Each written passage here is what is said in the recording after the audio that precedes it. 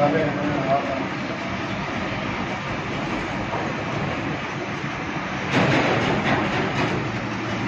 अस्सलाम वालेकुम dear viewers और अजीज तबा कराम। आज हम नूरानिया दवाखाना पे मौजूद हैं और हमारे पास पाकिस्तान और दुनिया भर की नामवर शख्सियत जनाब डॉक्टर निसार अहमद गुरार साहब, जो कि हैदराबाद से तल्लुक़ रखते हैं और माइटोथेरापी के माशाल्लाह मौजूद भी हैं और पूरी दुनिया में इनका एक नाम है। अल्लाह के फजल से बेशुमार मरीज इनके आंसू से शफायाब हुए। तो इनसे मेरी गाहे बगाए इनकी जो थेरापी का प्रोसेस है, जो तरीक़ाकार है, उसके बारे में गुफ्तगू होती रहती थी। तो आज हमारी दावत पर डॉक्टर साहब तशरीफ लाए हैं नूरानी दवाखाना पे, ताकि ये अपनी जो थ्योरी है उसके बारे में कुछ हमें लेक्चर डिलीवर कर सकें। तो हमारे दोस्त भी तशरीफ लाए हैं जो लेक्चर सुनने के लिए। तो डॉक्टर साहब को हम खुश आमदीद कहते हैं नूरानी दवाखाना पे।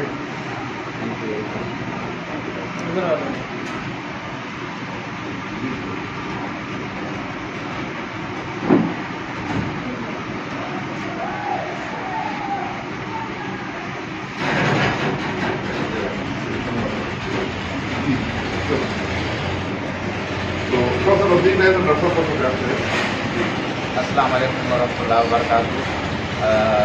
रिजवान शाह की तरफ से मैं आया हूँ दावत पे, क्योंकि ये एक रिसर्च स्कॉलर हैं कि अल्लाह ताला ने हमारे इस्लाम भेजा। उसने फरमाया कि खैर नास में यनफ़उन्नास, अच्छा इंसान वो है जो दूसरों को नफ़ा पहुँचाए। ये तिब है, इससे इंसानियत की फलाह होती है।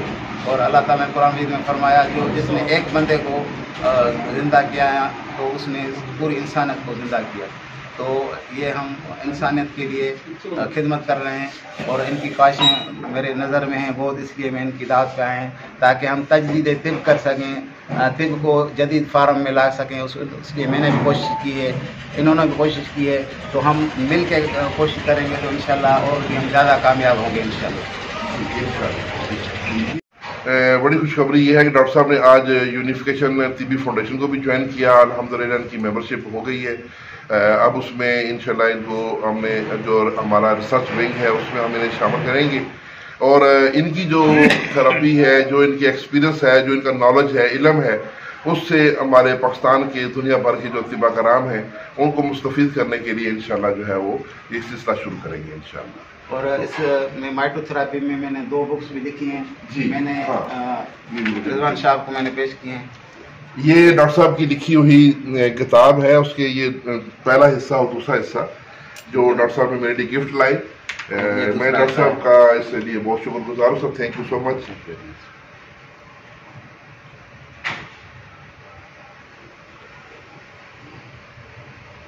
जी। थैंक यू, बहुत शुक्रिया। अस्सलाम वालेकुम। आज मैं माइटोथेरापी के बारे में आपको कुछ बताऊंगा।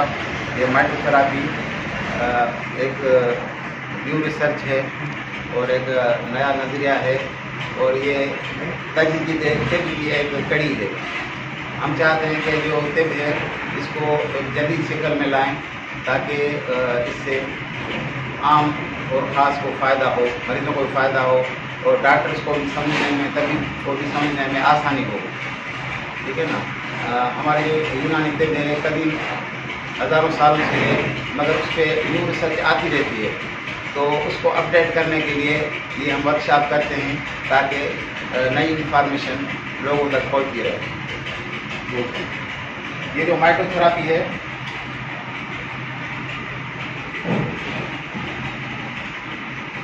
इसमें ये 2 चीज़ें हैं, एक माइटो, एक थेरापी। थेरापी तो इलाज है, ये तो थेरापी 100 से भी ज़्यादा है। ये माइटो हम इसको इसलिए कहते हैं कि ये माइटोकॉन्ड्रिया पे ज़्यादा इसका काम होता है। माइटोकॉन्ड्रिया जो है वो एनर्जी प्रोडक्शन के लिए मेन है। ये सेल्स में माइटोकॉन्ड्रिया होते हैं जो ऑक्सीडेशन जो होती है उससे एनर्जी पैदा होती है, एटीपी पैदा होती है।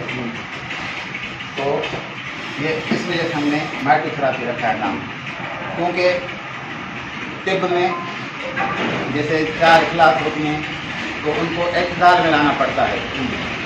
इत्दाल में लाने का मकसद ये है कि एनर्जी सही काम करे। माइटोकॉन्ड्रिया सही काम करें। इस तरह जो आयुर्वेदा है उसमें ये 3 इखलात होती हैं, वाता, पित्ता और काफा, बलगम, सफरा और सोदा। तो उनका भी मकसद ये होता है उनको खिल्क को एतदाल में लाया जाए ताकि एनर्जी प्रोडक्शन हो। जो चाइनीज़ मेडिसिन है वो भी कहते हैं कि जो हम मेडिसिन देते हैं तो उसका मकसद ये होता है कि CHI मीन्स एनर्जी सही हासिल हो, क्योंकि जो भी आर्गन्स होते हैं, टिश्यूज़ होते हैं, सेल्स होते हैं, उनको वर्क करने के लिए, प्रोलिफरेट करने के लिए, ग्रोथ करने के लिए उनको एनर्जी की ज़रूरत होती है। तो एनर्जी के बगैर कोई भी जिंदा या बेजान चीज़ हरकत नहीं कर सकती, मूवमेंट नहीं कर सकती, आगे नहीं बढ़ सकती। तो ये इसलिए एक एनर्जी वो बेसिक है, इसीलिए हमने इसका नाम लिखा है माइटोथेरापी। और इसका जो हमने नज़रिया है उसमें यह है कि इंसान की जो कंपोजिशन है इसमें कई एलिमेंट्स होते हैं, मगर जो मेन हैं वो 4 हैं। एक कार्बन, दूसरा हाइड्रोजन, तीसरा नाइट्रोजन और चौथा ऑक्सीजन।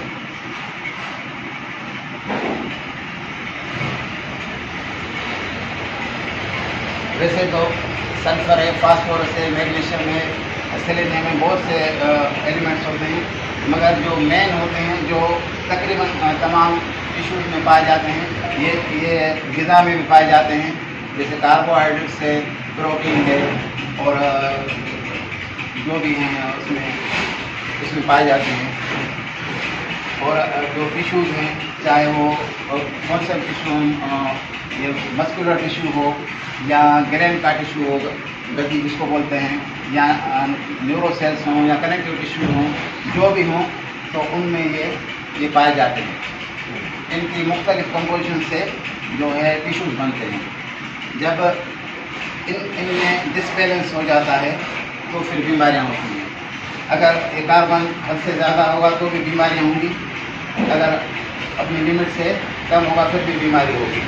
हाइड्रोजन नॉर्मल से ज़्यादा होगा तो भी बीमारी होगी, और हाइड्रोजन नॉर्मल से कम होगा तो भी बीमारी होगी। नाइट्रोजन इसमें हद से ज़्यादा होगा तो भी बीमारी होगी, अगर नाइट्रोजन नॉर्मल से कम होगा तो भी बीमारी होगी। ऑक्सीजन नॉर्मल से ज़्यादा होगा तो भी बीमारी होगी, और ऑक्सीजन नॉर्मल से कम होगा तो भी बीमारी होगी।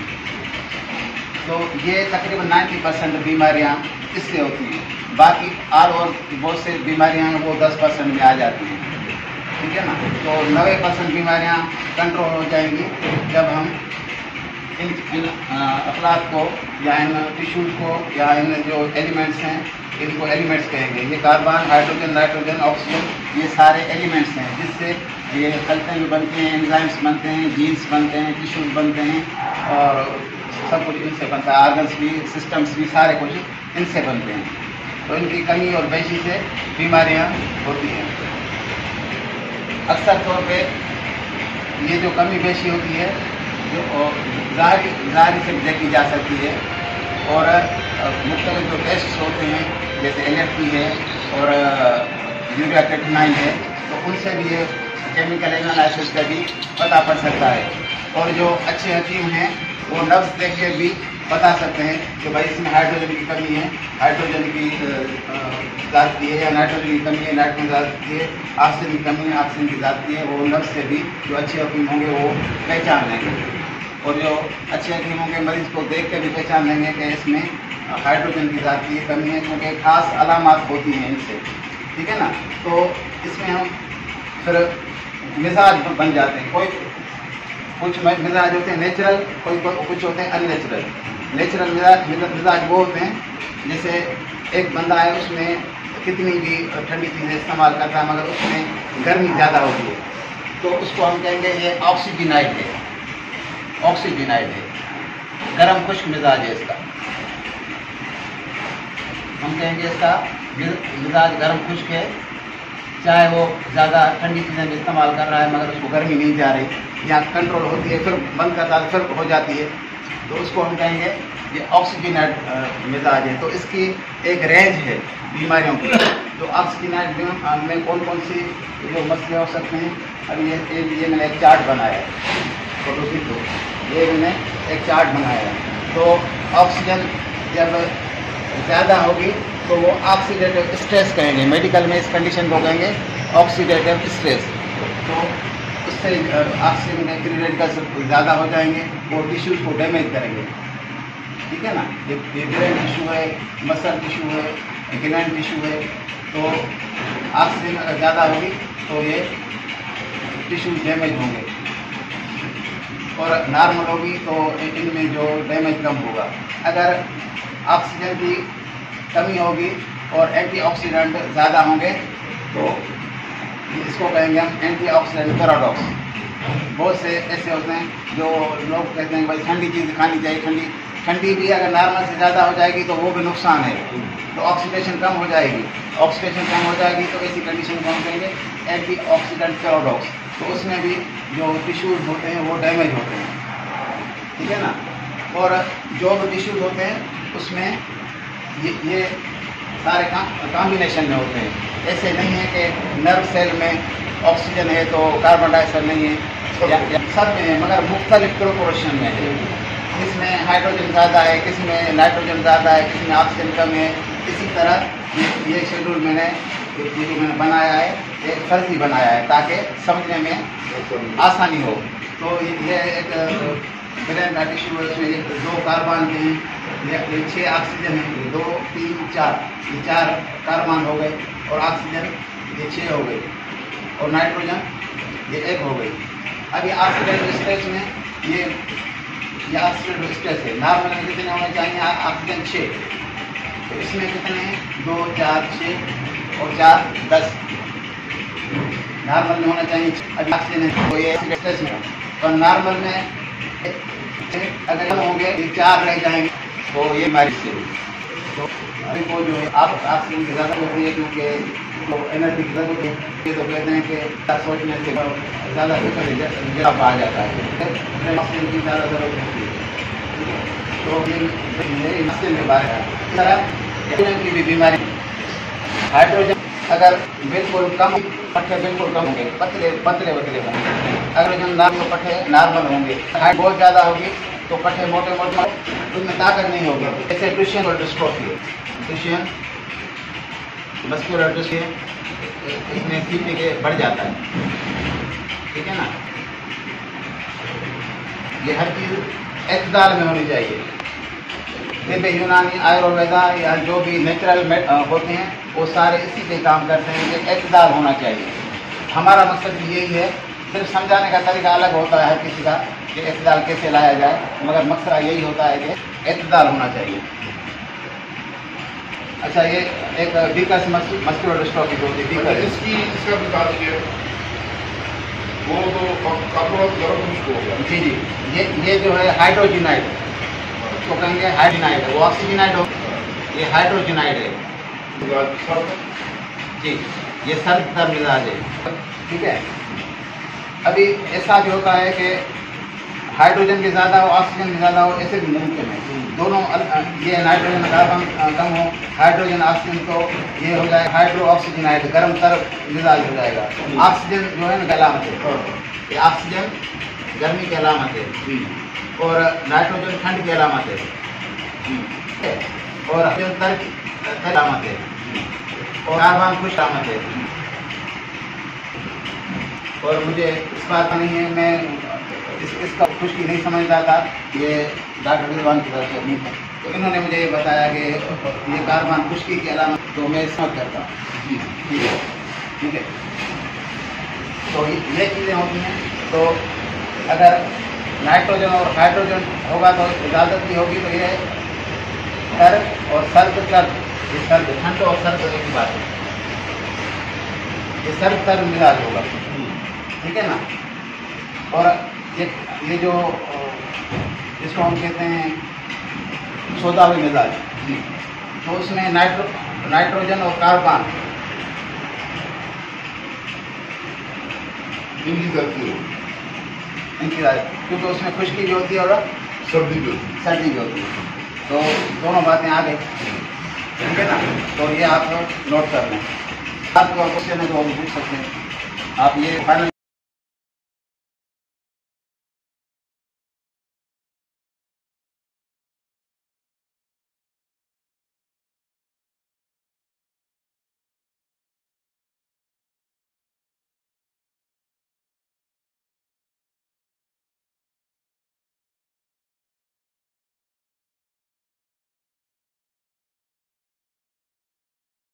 जो मिजाज निकालने से हम एक वीडियो बनाते हैं। जी, जो मिजाज आपने निकालना है ना, हाँ, उसमें जो फार्मूला है आप स्टडी के मुताबिक उसकी छोटी सी वीडियो बनाएं। जी जी, आप बता देना अभी जो आपने बताया था, ये क्या बताया था इसमें?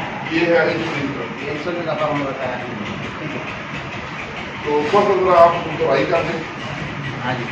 ये मिजाज निकालना है। अच्छा, जो भी आप किसी का मिजाज निकालोगे तो उसकी बेसिक कंपोजिशन देखोगे, कार्बन, हाइड्रोजन, नाइट्रोजन, ऑक्सीजन, ठीक है ना।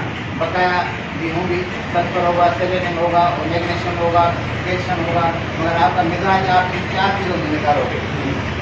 ये कार्बन देखोगे, कार्बन जितना ज़्यादा होगा तो उसमें खुश्की ज़्यादा होगी, कार्बन जितना कम होगा तो उसमें खुश्की कम होगी, हाइड्रोजन जिसमें ज़्यादा होगा तो उसमें तरी ज़्यादा होगी, जैसे चिकनाई वाली चीज़ें होती है ना, उसमें वो हाइड्रोजन वाली होती है ना, तो उसमें ज़्यादा होती है, तरी ज़्यादा होती है, वो हाइड्रोजन में ज़्यादा होता है। और नाइट्रोजन जो प्रोटीन्स हैं वो नाइट्रोजन फूड होते हैं, तो उसमें जो है नाइट्रोजन ठंडा मिजाज है इसका। जितना नाइट्रोजन ज़्यादा होगा तो उसमें ठंडक उसमें ज़्यादा आएगी। जैसे नाइट्रिक एसिड होते हैं बहुत फलों में, और इसमें तो नाइट्रिक फलों से जिस्म को गर्मी की तस्कीन मिलती है। अगर जिस्म इसका ठंडा होगा तो उसको वो नाइट्रिक एसिड वाली चीज़ें नुकसान देंगी उसको। और ये ऑक्सीजन जो है ये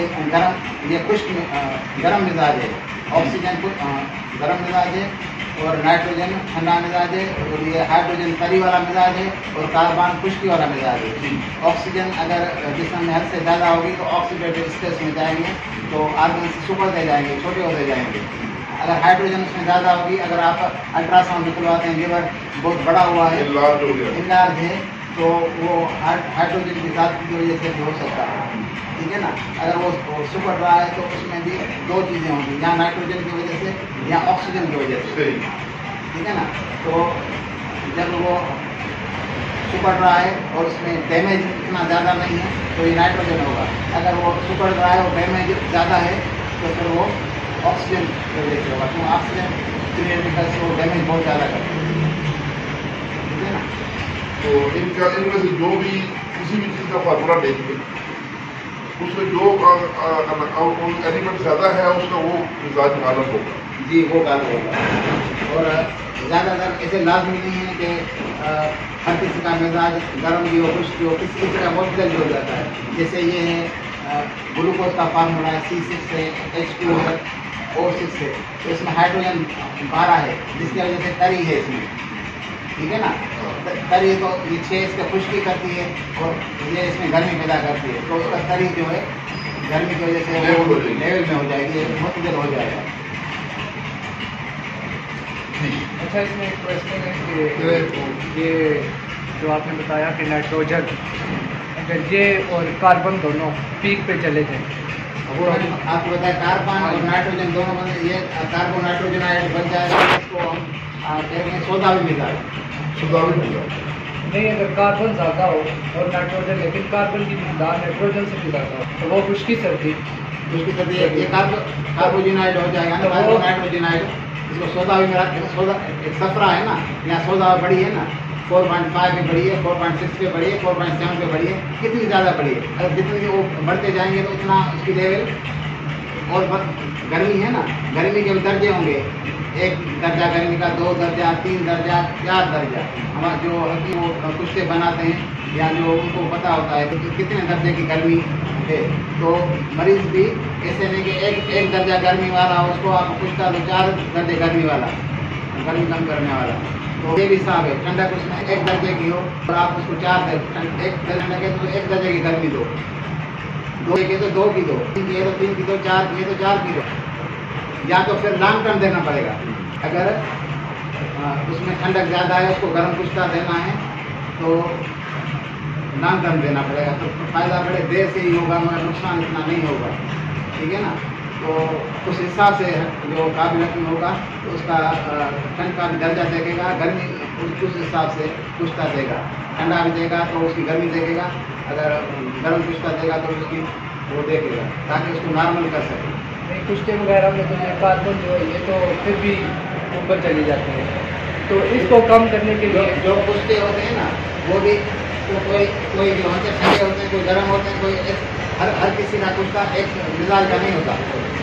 कुश्ता होता है, ना होता है, कोई गता है, कोई खुश्क होता है, कोई तर होता है। मकसद वो है बिल्कुल नॉर्मल, ठीक है ना। मतलब कुश्ता जो होता है उसमें खुसूसियात ये होती हैं कि वो जो है ज़्यादा पोटेंट आता है, वो असर जल्दी करता है और तेज भी असर करता है। हाँ, क्योंकि जितना वो पोटेंटाइज मेडिसिन होगी उतनी वो जीन तक असर करेगी, DNA तक असर करेगी, ठीक है ना। ऐसे तो हम खाना भी खाते हैं तो 2-3 रोटियां खा लेते हैं, सालन खा लेते हैं, फिर भी उतना नहीं होता, इतना मामूली से चावल जितना इतना असर करता है, तो उसमें इतनी पोटेंटाइजेशन होती है तो उस वजह से असर होगा। अच्छा, मैं कैमरा करे भाई तो आप सबसे पहले अपना नाम बताएं। कदीर अहमद। अच्छा कदीर साहब, आपने जो सवाल किया है ना उसमें मैं आपको समझ गया हूँ कि अगर कार्बन है तो फिर वो सर्दी होगी, अगर नाइट्रोजन ज़्यादा है तो सर्दी होगी। ये बिल्कुल आप ठीक कह रहे हैं, लेकिन जो तिब्ब यूनानी है ना उसमें चाहे खुश्की गालब हो या सर्दी गालब हो, सर्दी का नाम हमेशा पहले आएगा। हाँ, ये सर्दी खुश्की ही होगी। कभी सर्दी 2 दर्जे है, खुश्की 4 दर्जे है, कभी दोनों 2-2 दर्जे पे है, कभी जो है सर्दी 4 दर्जे है, खुश्की 2 दर्जे है। ये ज़्यादा हो या वो ज़्यादा हो, लेकिन सर्दी का नाम हमेशा पहले ही आए। अच्छा, मेरी बात लेकिन इसको हैंडल करने का बाकी करें। अच्छा, मेरी बात सुनिए, हम जो है ना कंट्रोल चल जाते हैं, कोई बोलता है कि लेवल वाली कुश्ती, कोई कहते हैं जिसका गलबा वो होना चाहिए। अच्छा है कि मेडिकल साइंस की तरफ जाएं, क्या मेडिकल साइंस देखते हैं तो कार्बन कुश्ती आती है, फिर हाइड्रोजन आता है, आते हैं, देखें कि मेडिकल तरफ जाओ ताकि रोलाई खत्म हो जाए, ताकि हम विचार सकें। इसमें कार्बन पे, इसमें कार्बन, इसमें हाइड्रोजन बाद में आए, इसमें हाइड्रोजन आए, फिर ऑक्सीजन इस तरह करें ताकि खत्म हो जाए। हर एक बोलेगा पहले हो, एक और बाद में होना, तो इससे हम भी हो सकते हैं साइंस से जदीद साइंस से। हमारा जो मकसद है इसको हमको जदीद साइंस से लेके आए, तो इसमें जो आप इस पर निपट दें, नहीं तो फिर कभी तक खत्म नहीं, अभी तक हुआ है। ऑर्गेनिक कंपाउंड HNO है, पहले फिर H फिर M, पहले ही फिर सरदा के मगर तो इस पे साइंस की न्यू रिसर्च है, उसका इस्तेमाल करेंगे तो हम इकट्ठे हो सकते हैं, नहीं तो फिर आप एक खत्म होंगे। ये जो तर्जुमे ये स्मार्ट भी है कि हर अलग अलग होते हैं, वो आप गूगल करेंगे तो हर पता पड़ जाएगा।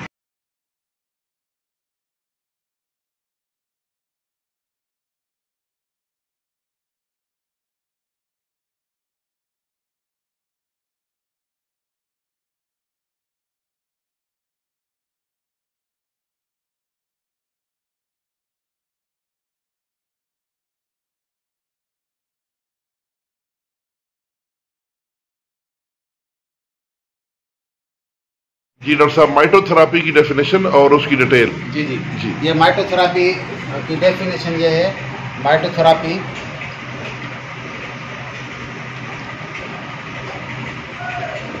Is treatment with bioregulatory medicine, with bio regulatory medicine जी एंड गैसो ट्रांसमीटर्स। अच्छा, ठीक है ना। अभी ये जो बायोरेगुलेटरी मेडिसिन है ना, ये एलोपैथी में भी यूज़ होती है, होम्योपैथिक में भी यूज़ होती है, तिब्ब में भी यूज़ होती है, आयुर्वेदा में भी यूज़ होती है, ये सब में यूज़ होती है। ठीक है ना। सिर्फ आप उसको नज़रे के हिसाब से इस्तेमाल करेंगे। चाहे एलोपैथी में भी आपको एक मैं मिसाल देता हूँ कि फूड पॉइजनिंग जो होती है तो वो जरासीम जो होता है वो एनएरोबिक होता है। एनएरोबिक उसको कहते हैं वो जरासीम जो ऑक्सीजन की कमी की वजह से बढ़ते हैं। ठीक है ना, जब हम खाना रखते हैं तो उसको खुला ताकि वो ऑक्सीजन की कमी की वजह से पॉइजनिंग की तरफ खाना जाए। ठीक है ना, तो एलोपैथी में क्या देते हैं उसको देते हैं फिलिप मेट्रानिडाजोल। ठीक है, तो मेट्रानिडाजोल में जो ऑक्सीजन है कंपोजिशन में अब थोड़ी ज़्यादा ऑक्सीजन का गलबा है, तो जब वो ब्लड में जाती है तो ऑक्सीजन की ले जाती है, तो इससे फिर क्या होता है कि ये जरासीम मरना शुरू कर देते हैं। आपको मैंने एक मिसाल दी कि माइटोथेरापी एलोपैथी में कैसे इस्तेमाल हो सकती है। तो ये बायो मेडिसिन में मैग्नीशियम, कैल्शियम, सोडियम, पोटेशियम सारी चीज़ें ये एलोपैथिक में भी यूज़ होती हैं, आयुर्वेदा में, चाइनीज में, तमाम मेडिसिन में ये चीज़ें की। तो सारी बायोरेगुलेटरी है ये इससे का है जो वही मतलब एतदाल खाना होता है। अगर हार्ट रेट ज़्यादा है तो मैग्नीशियम उसको कम करेगा, अगर हार्ट रेट कम है तो कैल्शियम उसको ज़्यादा करेगा। ठीक है ना, अगर उसमें वॉल्यूम है, ब्लड में कम है, अगर प्लाज्मा जो होता है वॉल्यूम कम है तो नब्ज उसकी बिल्कुल पतली चलेगी। तो देखेंगे वॉल्यूम कम है तो उसको हम वो चीज़ें देंगे ना ताकि उसका बढ़े। सही, मेडिकल में हम ORS दे देते हैं तो उसका वॉल्यूम की वजह से ऑस्मोटिक प्रोसेस होता है तो उसका वॉल्यूम बढ़ जाता है। जैसे पानी पिएगा तो शायद उसका वॉल्यूम, ठीक है ना। तो ये चीज़ें होती हैं जो हम ये माइटोथेरापी एक खास नहीं है एथी के लिए या यूनानी के लिए, होम्योपैथी के लिए सारे इस्तेमाल कर सकते, उठा सकते। बहुत खूब। हैं गैसोट्रांसमीटर्स जी, ठीक। तो ये गैसो ट्रांसमीटर्स जो हैं वो 4 हैं, अब तक की रिसर्च के मुताबिक हैं। हो सकता है में और जो न्यूरो 3 हैं जो बिल्कुल उसमें चौथा है। एक है कार्बन मोनोऑक्साइड, ये जिस्म में बनते भी हैं ना जी, ये जिस्म में बनते भी हैं, मगर किसी से अगर कम बनना शुरू बीमारियाँ होती तो फिर उसको हम पूरा करते हैं गैसो ट्रांसमीटर को कुछ चीज़ें दे के ताकि उसके गैसो ट्रांसमीटर पूरे हों तो उसकी बीमारियां कंट्रोल हों। अगर गूगल में आप लिखेंगे रोल ऑफ गैसो ट्रांसमीटर इन ह्यूमन बॉडी तो काफ़ी रिसर्च आपको मिल जाएगी। अच्छा जी, ये न्यूरोमोड्यूलेशन पे भी काम करते हैं और इम्यून सिस्टम पे, ऑल ओवर द बॉडी के जो सिस्टम्स हैं सारों पे काम करते हैं। एक है कार्बन मोनोऑक्साइड, दूसरा है नाइट्रिक ऑक्साइड। जबरदस्त। ठीक है, एक है नाइट्रिक ऑक्साइड, हाँ वैसे डालते है हाइड्रोजन, ये न्यूरोमोड्यूल है। अच्छा, और अगर बिल्कुल न्यूरो आप देखेंगे इसमें सल्फर डाइऑक्साइड है, ये ट्रांसमीटर है। अच्छा। ये लिखोगे तो नहीं आए, ठीक है ना, ये है। मगर मजे की बात ये कि ये हमारे तिब्बतों से इस्तेमाल हो। अल्लाह, पोटेशियम नाइट्रेट ये सोर्स है, नाइट्राइड का सोर्स पोटेशियम नाइट्रेट हम गर्मीशोरा के होम्योपैथी यूज होता है, ठीक है ना। तो यहाँ ये वाटरमेलन जो हम खाते हैं उसमें लाइन होता है, ये भी बेस्ट है नाइट्रिक ऑक्साइड का। तरबूज अभी बोले कि भाई नाइट्रिक ऑक्साइड हमारी थेरापी, तो भाई वाटर में किसी ने पैदा नहीं किया तो अल्लाह ने पैदा किया। कलमी शोरा साल से अल्लाह ताला ने पैदा किया, तो इस कोई भी आपको नहीं बता सकता। हक उसका जो इल्म करे उसको इस्तेमाल करना सीखे, ठीक है ना। तो ये मुख्तलिफ है, तो आप रिसर्च करेंगे इसके मिलेंगे। मैंने बुक अच्छा, ये ट्रीट इस्तेमाल होती है, ये इनके प्रोडक्ट इस्तेमाल होते हैं ना, उसमें इनकी आपका कोई उसको कहते हैं गंधक आंवला सा वो है ना, अगर वो आप उसको अंदर किसी को कुछ बने उसको देना, सल्फर डाइऑक्साइड की, ये सल्फर डाइऑक्साइड है, सल्फर SO इसको कहते हैं SO2, ये इसमें ऑक्सीजन फालतू है, ठीक है ना। तो ये O2 है, तो आप उसमें डालेंगे तो सल्फर डाइऑक्साइड की प्रोडक्शन बढ़ेगी। फिर उसके कौन से फंक्शन है, ये जो आपको पता है सल से हो रहा है, ठीक है ना, पर हम पता नहीं था कि अंदर में जाके कौन से फंक्शन करेगा। न्यूरो जो न्यूज से उसने कहा कि ये इतने फंक्शन अंदर में होते हैं। नाइट्रिक के जितने भी फंक्शन है आप शोरूम में मिलेंगे जी, ठीक है ना।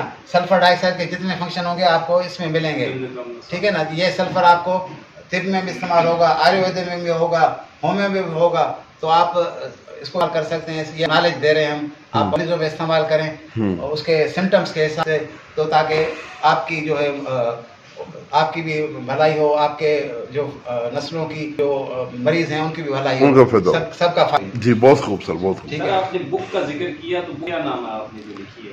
हाँ, ये भी है। बुक है मेरा माइटोथेरेपी। ये बुक आप दिखाता हूँ, बड़े हुए हैं, 2 बुक बड़े हुए हैं, ठीक है ना। अच्छा अभी इसको क्लोज कर दो।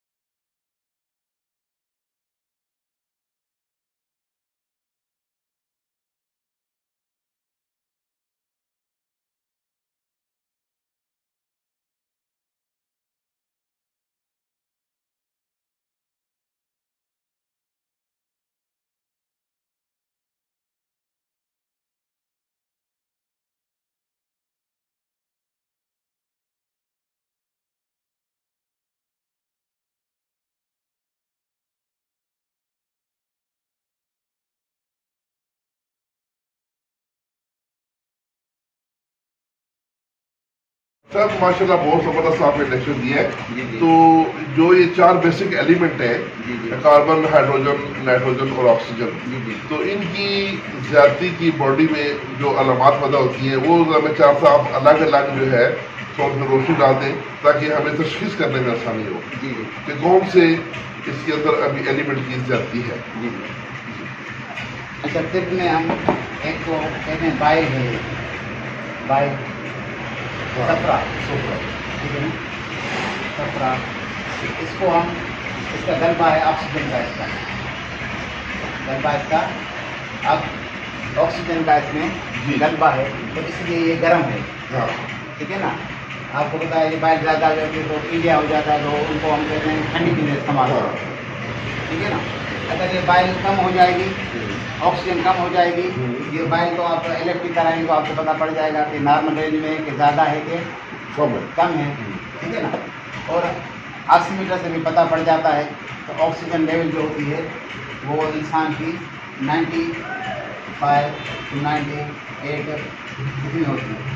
अगर 95 से कम होती है तो समझो ये कमी है, आपसे कि गर्म चीज़ें देंगे।